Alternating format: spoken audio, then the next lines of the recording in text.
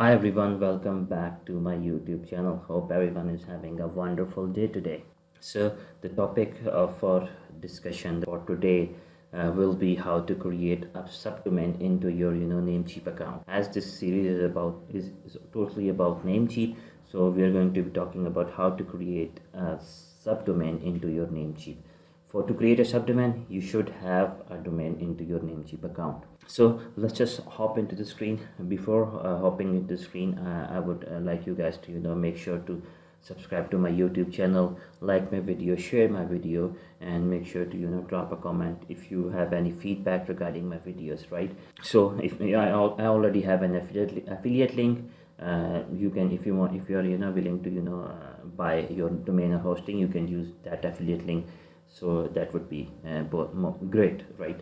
So let's just start our video. So the topic today is how to create a subdomain into your Namecheap account. It's a very simple, it's a very easy step, guys. For those of you who are already who are already aware of how to create a subdomain into your Namecheap account, they can skip this video. Or for those of you who are new to this, or who do not have any idea how to create a subdomain into your Namecheap account, so they can watch this video. What are you going to do is you're going to log into your Namecheap account. You can access your cPanels through different ways, right? So I'm not gonna go into that. You just go into your cPanel account.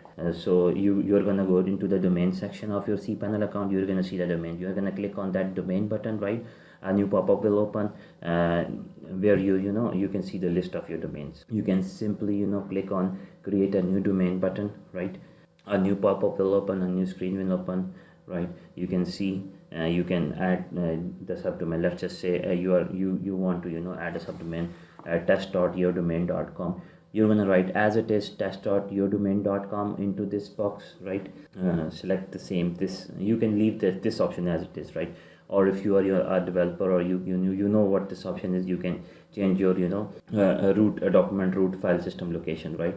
So for now, I would recommend you guys to keep this option as it is. Just type in your subdomain over here that you want to create, and just click on this submit button, and there it is. Your domain is created. You're gonna wait for a little while, and you're gonna see the successful domain creation pop up into your screen. Then you will see your subdomain into the list of your domains.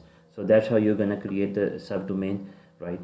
That was just simple and easy steps. So make sure to like this video, share this video, subscribe to my YouTube channel. That's all for today. Now I hope you guys will have a wonderful day. Thank you. Bye bye.